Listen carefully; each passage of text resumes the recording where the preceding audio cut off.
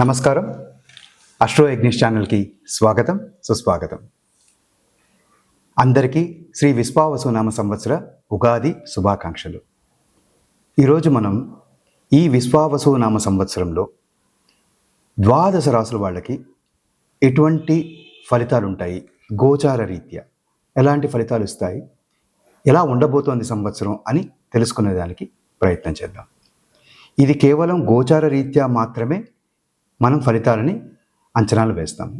ఇది కాకుండా వ్యక్తిగత జాతకం చాలా ఇంపార్టెంట్. అది సో ఒక్కొక్క మనిషికి ఎలా ఉంటుంది, వాళ్ళకి ఏ మహాదశ జరుగుతోంది, ఏ అంతర్దశ జరుగుతోంది, ఈ మహాదశ యొక్క లార్డ్ ఎలా ఉన్నారు, ఎటువంటి ఫలితాన్ని ఇవ్వగలరు అనేది మనం ఒక్కొక్క జాతకంలో విశదీకరించుకుంటే అది ఇంకా బాగా తెలుస్తుంది. సో గోచార రీత్యా మాత్రమే చూస్తున్నాం కాబట్టి ఈ సంవత్సరంలో ప్రధానంగా ఎటువంటి గోచార ఫలితాలు ఉంటున్నాయి, అసలు ఏ గోచారం జరుగుతున్నది, సిగ్నిఫికెంట్ ట్రాన్సిట్స్ ఏం జరుగుతున్నాయో మనం 6 భాగాల్లో తెలుసుకుందాం. సో మొదటది చూస్తే ఉగాది రోజునే శని గారు కుంభరాశి నుంచి మీనరాశికి ట్రాన్సిట్ అవుతున్నారు. So that was a major transit. So మీనరాశికి ఆయన వస్తున్నారు కాబట్టి అది ఉగాది రోజే జరుగుతుంది కాబట్టి దట్స్ సిగ్నిఫికెంట్ ట్రాన్సిట్గా మనం ఈరోజు చూస్తాము. దాంతోపాటు అదే మీనరాశిలో ఆల్రెడీ అక్కడ వేరే గ్రహాలు ఉన్నాయి. ఈరోజు అది షడ్గ్రహ కూటమిగా అది వస్తున్నది. 6 గ్రహాలు మీనరాశిలోనే ఉండబోతున్నాయి. అది కూడా ఉగాది రోజే జరుగుతుంది. So that's also one of the significant factors that will decide how ఈ మొత్తం 1 year ఎలా ఉండబోతుంది అని అంచనా వేసే దాంట్లో అది కూడా ఇంపార్టెంట్ ఫ్యాక్టర్ అవుతుంది. ఈ రెండు కాకుండా మే మంత్కి వచ్చేసరికి గురుగ్రహం మళ్ళీ ట్రాన్సిట్ అవుతున్నారు. జనరల్గా మనం ఎప్పుడైనా గోచారం ఎలా ఉంటున్నాయి ఈ సంవత్సరం ఫలితాలు తీసుకునేటప్పుడు మేజర్ ప్లానెటరీ ట్రాన్సిట్స్ ఎలా ఉన్నాయో చూస్తాం. మాసం రోజువారీ ట్రాన్సిట్ అయ్యే లైక్ మూన్ కానీ, మంత్లీ ట్రాన్సిట్ అయ్యే మార్స్ కానీ, వీనస్ కానీ, వీళ్ళది మనం సంవత్సరం మొత్తం ఫలితాల్లో ఎక్కువగా చూడము. కానీ ఈసారి సాటర్న్ ట్రాన్సిట్ జరుగుతోంది, గురుగ్రహం ట్రాన్సిట్ జరుగుతోంది, అదేవిధంగా రాహుకేతు ట్రాన్సిట్ కూడా జరుగుతుంది. సో ఖచ్చితంగా అందరూ మేజర్ ప్లానెట్స్ ట్రాన్సిటరీ ఇంపాక్ట్ ఉంటుంది కాబట్టి ఇది ఖచ్చితంగా ఈ సంవత్సరం చాలా చేంజెస్ అందరికీ ఉండబోతున్నాయి. సో అదేవిధంగా గురు గోచారంతో పాటు అదే టైంలో రాహుకేతువులు కూడా సంచారం జరుగుతోంది. గురుగ్రహం వృషభ రాశి నుంచి మిథున రాశికి వస్తున్నప్పుడు రాహు గారు వచ్చేసి మీనరాశి నుంచి వక్రంలో వెనక్కి వస్తారు కాబట్టి మీనరాశి నుంచి కుంభరాశికిను, కేతు వచ్చేసి కన్యారాశి నుంచి సింహరాశికిను ట్రాన్సిట్ జరుగుతుంది. సో ఈ ట్రాన్సిట్ ఫలితాలు ఎలా ఉండబోతున్నాయి.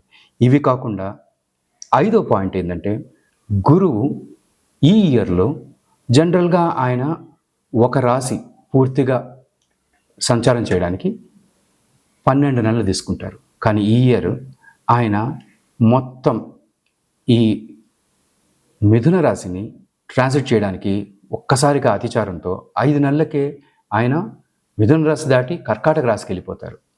కర్కాటక రాశి ఆయనకి ఉచ్చ రాశి. సో ఆయన అక్కడికి వెళ్ళిపోయి మళ్ళీ వక్రమై వెనక్కి వచ్చి మళ్ళీ మిథున రాశికి వచ్చి మిగతా సంవత్సర కాలం అంతా ముందుకు వెళ్తారు. సో ఈ మొత్తం ట్రాన్సిట్స్ అన్నిటినీ మనం క్రోడీకరించుకొని ఎలా ఉండబోతోంది, ప్రతి రాశికిను ఈ ఇంపాక్ట్ ఎలా వస్తుంది అని తెలుసుకునే ప్రయత్నం చేద్దాం. ఇప్పుడు మనం చెప్పుకున్న ఈ మేజర్ ప్లానటరీ ట్రాన్సిట్స్, ఈ 6 ట్రాన్సిట్స్తో పాటుగా సంవత్సర ఫలితాలు చూసేటప్పుడు మనం ఇంకొన్ని పాయింట్స్ కూడా కన్సిడరేషన్లో తీసుకుంటాం.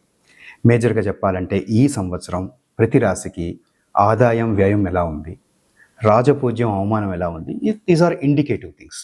ఎలా ఉండబోతోంది అని చెప్పగలుగుతుంది మనకి. 100% అలాగే ఉంటుందని కాకపోయినా దీన్ని ఏ రకంగా మనం అన్వయించుకోవాలో మనం చూసుకోవాలి. అది అన్వయించుకొని ఏ రకంగా జరుగుతుంది, అది ఈ సంవత్సరం మనకి ఏ రకంగా ఫలితాలను ఇస్తుంది అని మనం ఒక అజంప్షన్స్ బేస్డ్ ఎస్టిమేషన్కి రాగలం. ఈ ద్వాదశ రాశులకి మేజర్ ప్లానటరీ ట్రాన్సిట్స్తో సహా ఇంకొన్ని పాయింట్స్ కూడా మనం తీసుకుంటాం. ఎలా ఉండబోతుంది సంవత్సరం అని తెలుసుకునే దానికి మనం చూడబోయే కొన్ని పాయింట్స్లో ముఖ్యంగా మనం చూసేది ఆదాయ వ్యయాలు, రాజపూజ్యం, అవమానాలు ఖచ్చితంగా చూస్తాం. కందాదాయ ఫలితాలు కూడా చూస్తారు. కందాయ ఫలితాలు కూడా ఈ 4 మంత్స్గా చూసుకొని కందాయ ఫలితాలు ఎలాగొచ్చినా కూడా చూసుకోవచ్చు. ఇవి కాకుండా ఈ మొత్తం ఒక సంవత్సరాన్ని నేను 4 భాగాలుగా విభజించుకుంటాను. ఎందుకు 4 భాగాలుగా అంటే మేజర్ ప్లానటరీ ట్రాన్సిట్స్ జరుగుతున్నాయి కాబట్టి ఈ 4 భాగాలుగా చూసుకొని ఈ సంవత్సరం ఎలా ఉంటుందో మనం అంచనా వేసుకోవచ్చు. ఏంటి ఈ 4 మేజర్ ప్లానటరీ ట్రాన్సిట్స్ ఏం జరుగుతున్నాయి, ఏంటి గోచారాలు అంటే, మొదటిది ఉగాది రోజు నుంచి 20th మే దాకా ఉండే సమయం. సో సాటర్న్ ట్రాన్సిట్ జరుగుతుంది అండ్ 20th మేకి జూపిటర్ ట్రాన్సిట్ జరుగుతుంది. సో ఈ మధ్య భాగం ఎలా ఉంటుంది? జూపిటర్ ట్రాన్సిట్తో పాటుగా రాహుకేతు ట్రాన్సిట్ అదే టైంలో జరుగుతుంది కాబట్టి ఆ గోచర రీత్యా మే నుంచి అక్టోబర్ దాకా ఎలా ఉండబోతుంది. అక్టోబర్లో గురువు గారు ఆయన ఈ అతిచారంతో మిథునం దాటుకొని కర్కాటకానికి వెళ్ళిపోతారు. అప్పుడు అక్కడి నుంచి డిసెంబర్ దాకా ఎలా ఉండబోతుంది, మళ్ళీ డిసెంబర్ అయ్యేసరికి ఆయన వక్రంలో మళ్ళీ వెనక్కి వస్తారు. వచ్చిన తర్వాత ఎలా ఉండబోతోంది. సో డిసెంబర్ నుంచి రెస్ట్ ఆఫ్ ద ఇయర్ మార్చి దాకా ఎలా ఉండబోతుంది. ఇలా 4 భాగాలుగా విభజించుకొని ఒక్కొక్క భాగంలో ఎంత మంచి జరుగుతుంది నేను ఒక పర్సంటేజ్ లాగా చెప్పడం జరుగుతుంది. ఎంత శుభం జరుగుతుంది, ఫర్ ఎగ్జాంపుల్ 100%కి 80% మంచిగా ఉందా, 70% మంచిగా ఉందా అనేది ఒక్కొక్క రాశికి మనం తెలుసుకుందాం. అది మనకు ఒక ఇండికేటివ్ ఇస్తుంది ఎలా ఉండబోతుంది సంవత్సరం అనే దానికి. ఇలా మనం చర్చించుకుందాం. ఇప్పుడు తులారాశి వారికి శ్రీ విశ్వావసునామ సంవత్సరం ఎటువంటి గోచార ఫలితాలు ఇస్తాయో మనం గమనిద్దాం. తులారాశి వాళ్ళకి దాదాపుగా గత 2.5 సంవత్సరాలు ఎన్నో కష్టాలు, ఎన్నో ఇబ్బందులు. నిజంగా చెప్పాలంటే కష్టపడిన వాళ్ళల్లో ఒక తులారాశి కూడా ఉన్నారు. గత సంవత్సరం, అంతకుముందు సంవత్సరం ఎన్నో రకాల అవమానాలు, ఖర్చులు ఇవన్నీ చూసుంటారు. ఈ సంవత్సరం తులారాశి వారికి ఆదాయం 11, వ్యయం 5, రాజపూజ్యం 2, అవమానం 2. సో రాజపూజ్య, అవమానాలు 2 తక్కువే, 2 సమానంగానే ఉన్నాయి. పెద్దగా మనం బాధపడాల్సిన అవసరం లేదు. ఆదాయం బాగుంది, ఖర్చు తక్కువ ఉంది. 11 పాళ్ళకి 5 పాళ్ళు. సో ఇది మనకి ఒక శుభ సూచకంగానే తీసుకోవాలి మనం. దీంతో పాటుగా ఈ విశ్వావసునామ సంవత్సరం ఉగాది రోజునే జరిగే సాటర్న్ ట్రాన్సిట్, శనీశ్వరుడు మీకు షష్టమ స్థానానికి, పంచమ స్థానం నుంచి షష్టమ స్థానానికి ట్రాన్సిట్ అవుతున్నారు. ఇది సాటర్న్కి ఒక అద్భుతమైన ట్రాన్సిట్. సో ఇక్కడి నుంచి 2.5 సంవత్సరాలు తులారాశి వారికి అద్భుతమైన మంచి రిజల్ట్స్ ఉండబోతున్నాయి.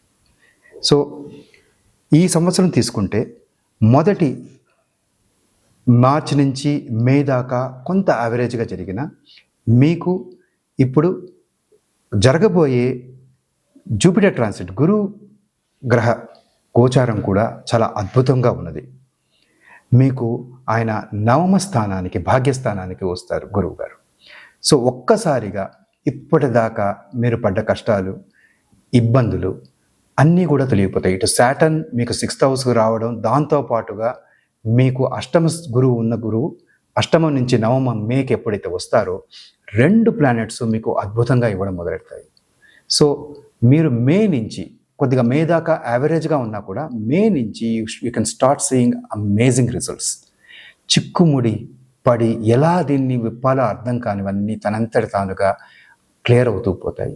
రిలేషన్షిప్స్ స్ట్రాంగర్ అవుతూ పోతాయి. ఇది బాగలేదు అనుకున్నవి మీకు అప్పటి నుంచి మళ్ళీ పాజిటివ్ టర్న్స్ అయ్యి ఇది బాగుంది అనిపించేటట్లు ఉంటాయి. కెరీర్లో నిజంగా చెప్పాలంటే మీ బాస్తోనో లేక మీ మేనేజర్తోనో ఇప్పటిదాకా ఉన్న కష్టాలు ఆయనే ట్రాన్స్ఫర్ అయ్యి వెళ్ళిపోవడము, లేకుంటే ఆయన పాజిటివ్గా అర్థం చేసుకొని ఓకే మనం బాగా ఇంకా ముందు మంచిగా ముందుకు వెళ్దాము అని అనుకోవడము, లేకుంటే న్యూ మేనేజర్ రావడము, ఇలాంటి మార్పులు మీకు పాజిటివ్ రిజల్ట్స్ని తీసుకొస్తాయి. ఇంట్లో రిలేషన్షిప్స్ బాగుపడతాయి, ఫ్యామిలీతో చాలా మంచి అనుబంధం ఉంటుంది. ఆరోగ్యం ఇప్పటిదాకా కొంత ఇబ్బంది పెట్టినా ఇక్కడి నుంచి మే నుంచి కాస్త బాగుపడడం చూస్తాం, ఖచ్చితంగా చూస్తాం. ఒక రకంగా డిసెంబర్ దాకా, అక్టోబర్ దాకా కూడా ఈ మంచి పాజిటివ్ రిజల్ట్స్ ఉంటాయి. అక్కడి నుంచి కొంత తగ్గిన యావరేజ్గా, అబవ్ యావరేజ్గా ఈ సంవత్సరం మొత్తం తులారాశి వారికి అద్భుతంగా ఉండబోతోంది. Enjoy the time.